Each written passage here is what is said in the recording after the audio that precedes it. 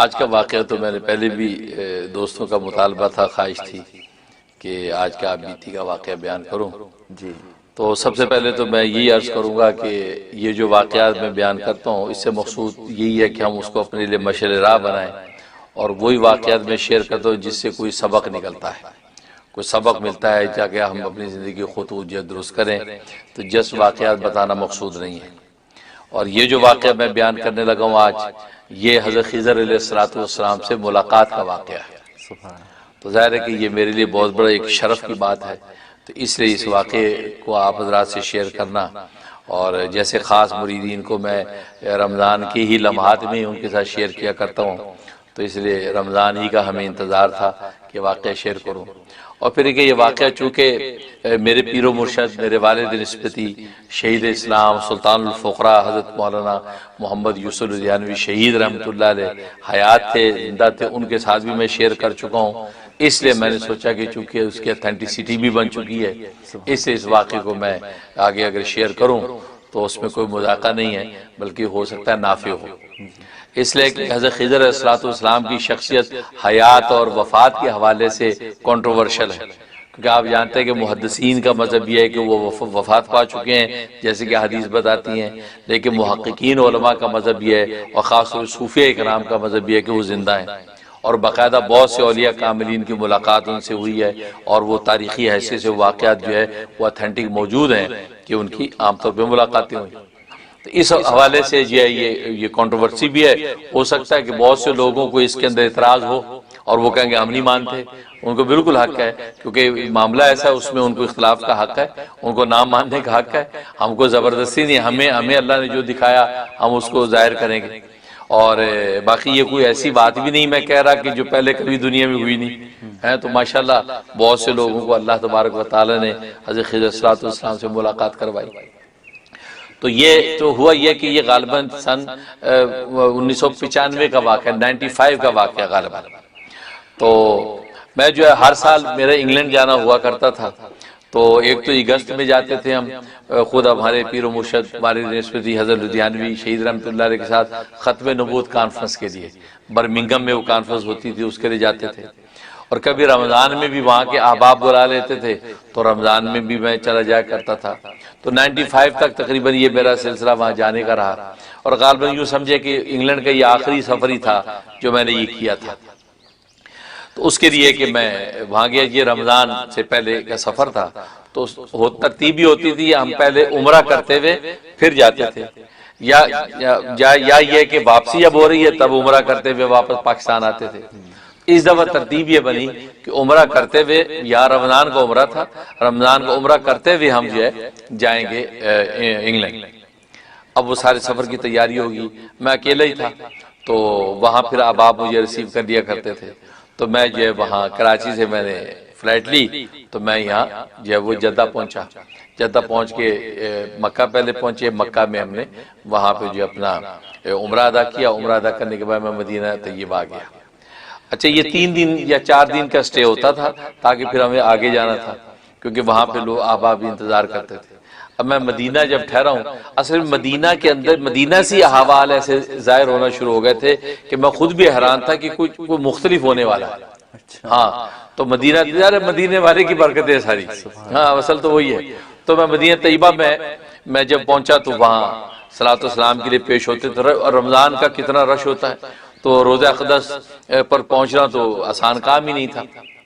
اچھا، اس وقت یہ اقدام عالیہ کا حصہ کھلا ہوا تھا، میں نے سنا اب اقدام عالیہ کا حصہ بند کر دیا انہوں نے، لیکن اقدام عالیہ کا حصہ کھلا ہوا تھا۔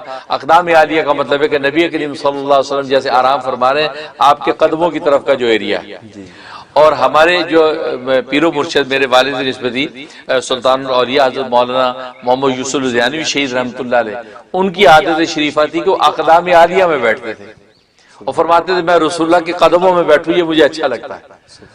تو ہم بھی ان کے ساتھ جب عمرہ حج پہ گئے تو وہ اسی طرح ہم بھی وہاں بیٹھے۔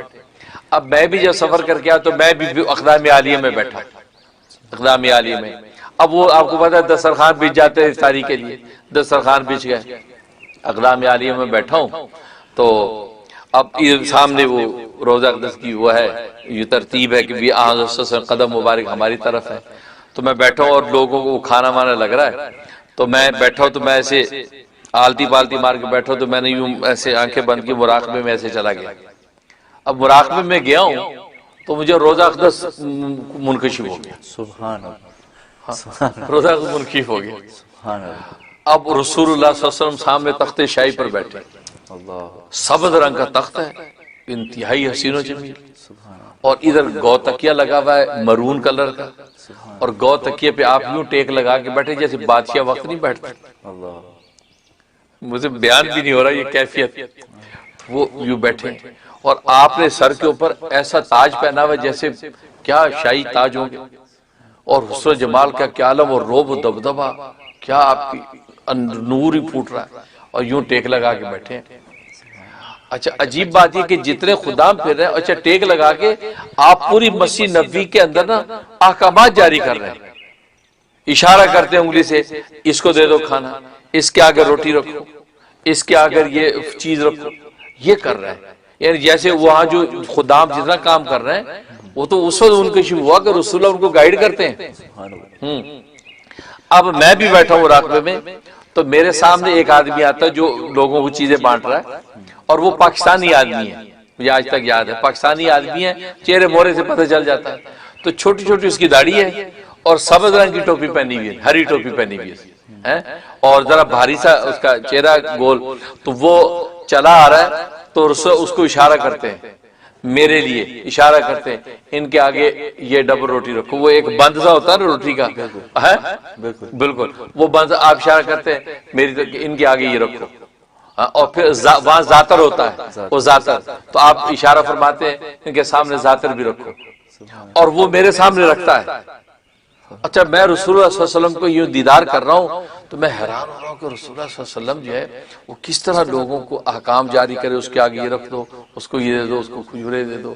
تو میرے لیے جب یہ کہا تو اس بندے نے جیسے میرے آگے رکھا تو میں رسول اللہ صلی اللہ علیہ وسلم کے چہرے انور سے نگاہ ہٹا کے یوں سامنے دیکھا دسترخوان پہ, جیسے میں دیکھا میری آنکھ کھل گئی, یعنی میں وہ کیفیت ختم ہو گئی.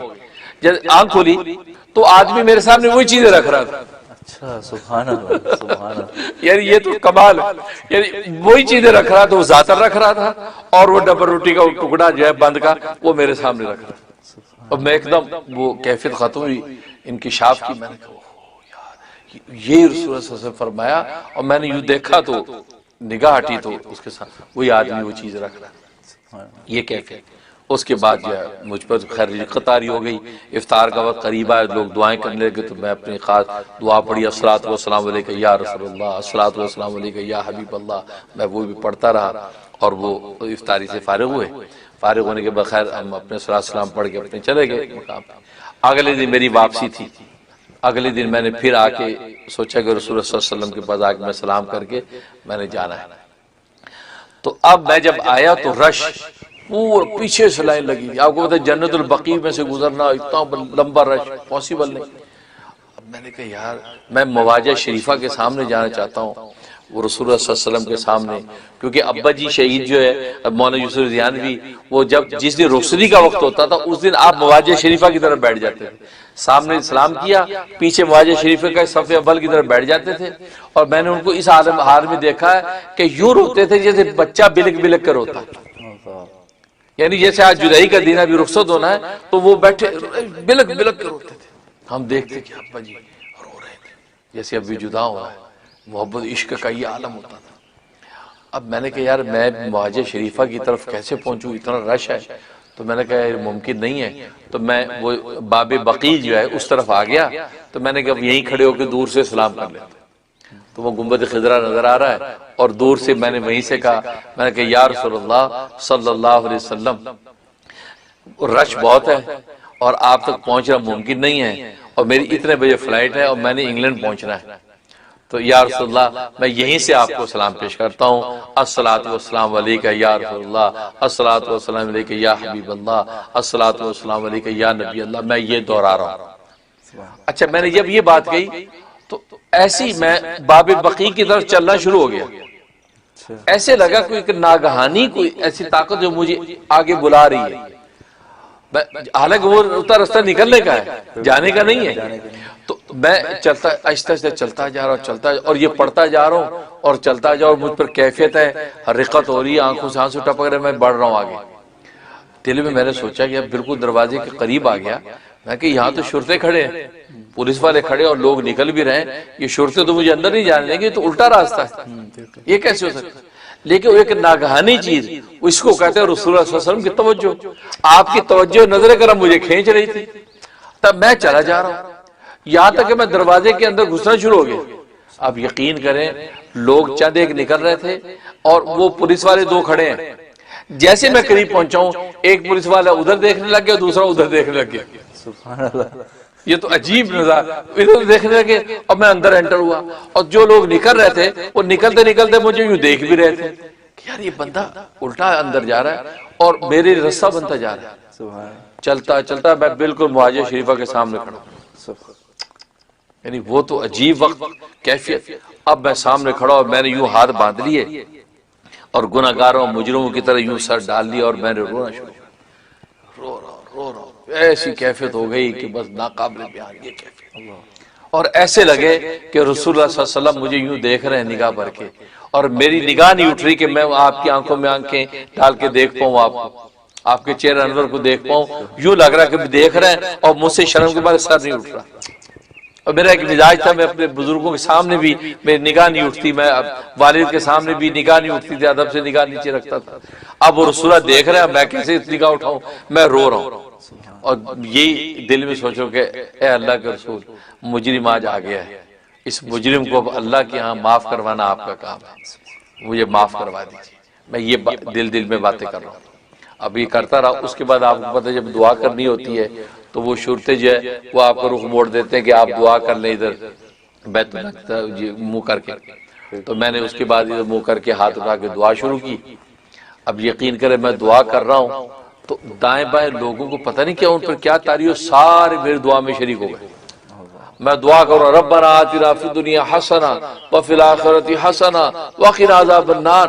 اتنی آواز آتی آمین اللہم آمین. تو اب میں دل میں سوچوں کہ یار اتنی آوازیں.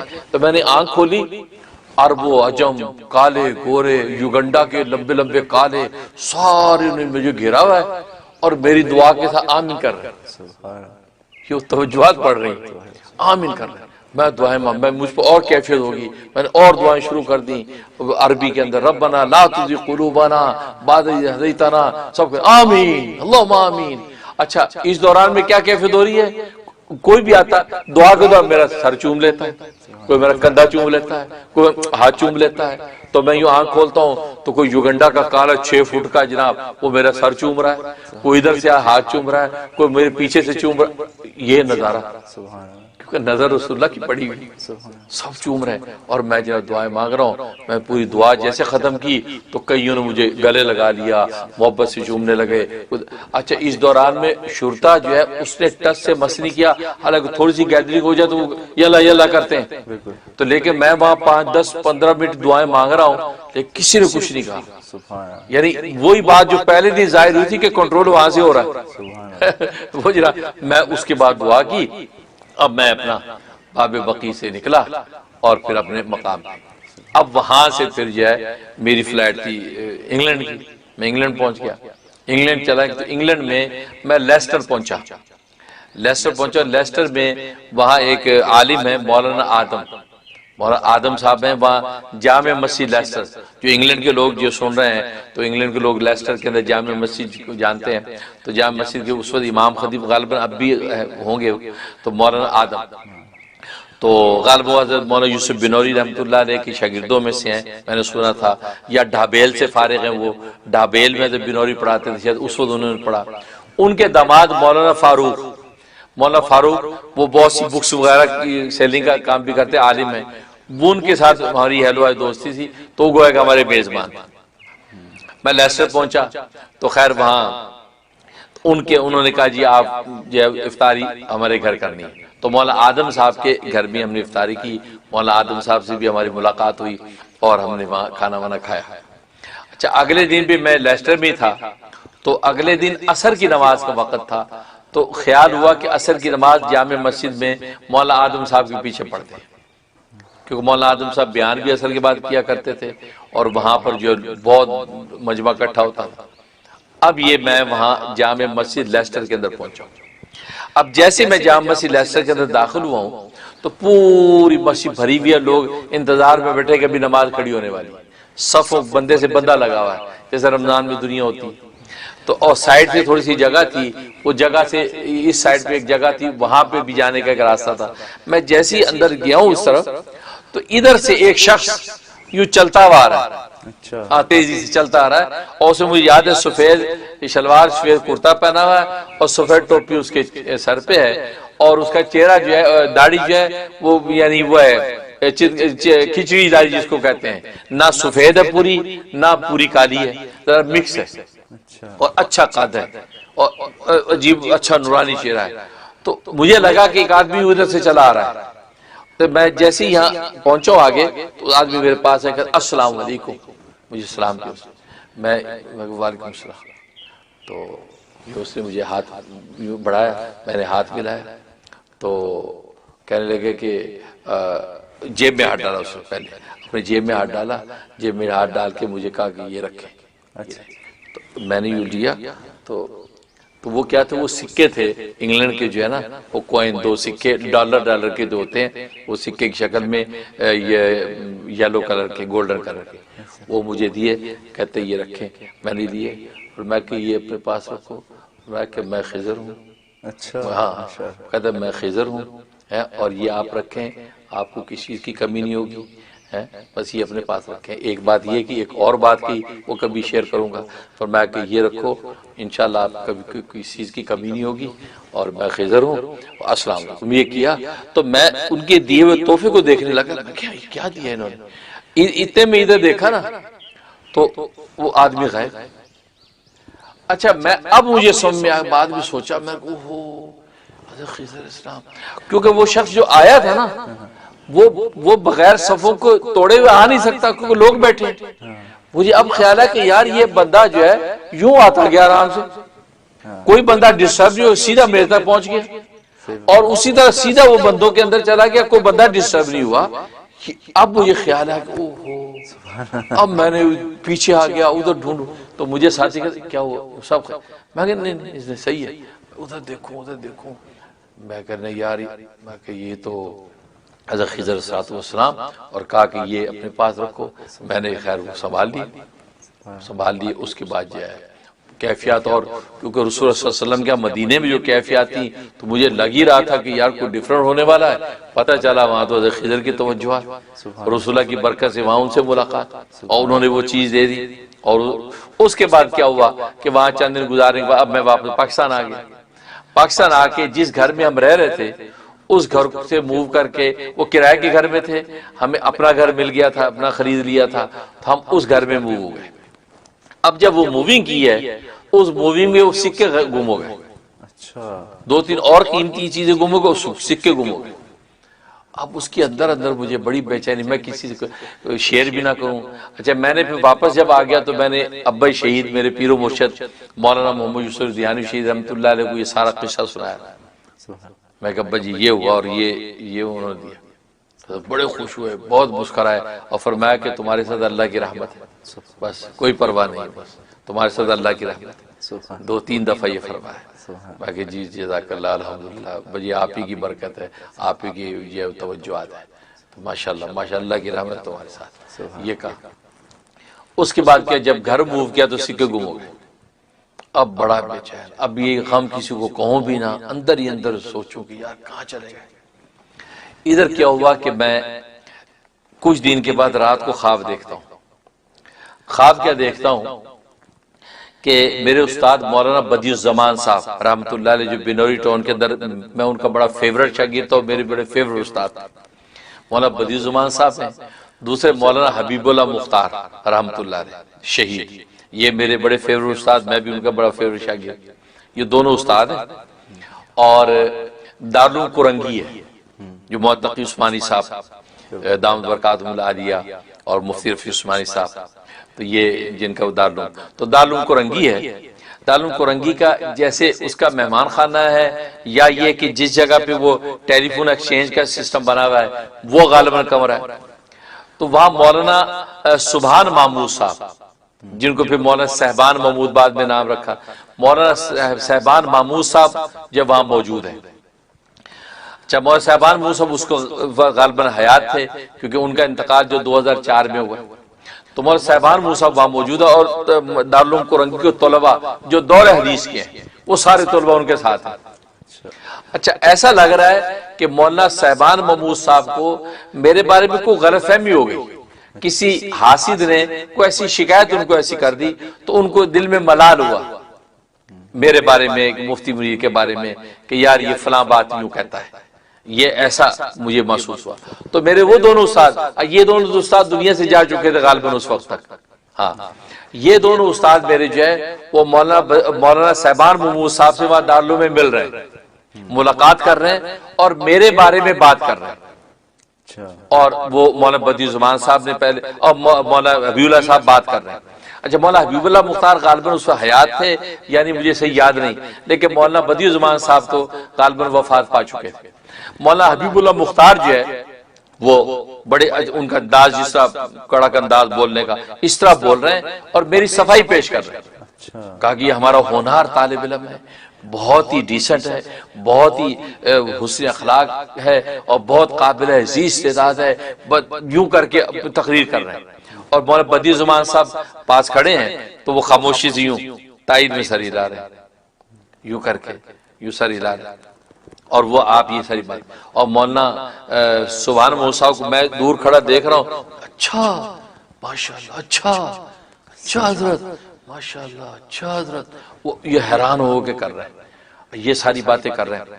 اب اتنے میں نے سوچا کہ بھئی اس کا مطلب ہے کہ ان کا دل صاف ہو گیا، یہ معاملہ جو ہے درست ہے، یہ ہمیں غلط فہمی ہو گئی، تو میں ذرا ہمت کر کے آگے آ گیا تو جیسے میرے ان دونوں استادوں نے مجھے دیکھا، مولانا بدیع الزمان صاحب نے اور حبیب اللہ صاحب نے، تو وہ مسکرائے، ہاں آؤ آؤ آؤ، یوں کر کے اشارہ کیا، تو میں آگے بڑھ کے مولانا صاحبان محمود صاحب کو جو ہے نا مصافحہ کیا اور ان کو گلے لگ گیا، تو مولانا صاحبان محمود صاحب فرمانے لگے کہ ہاں بھائی بس ایک بات ہمیں ایسے دل میں آ گئی تھی، لیکن مولانا بدیع الزمان صاحب اور مولانا حبیب اللہ صاحب نے تفصیلات سے مجھے آگاہ کر دیا ہے، اب الحمدللہ کوئی ایسی بات نہیں ہے۔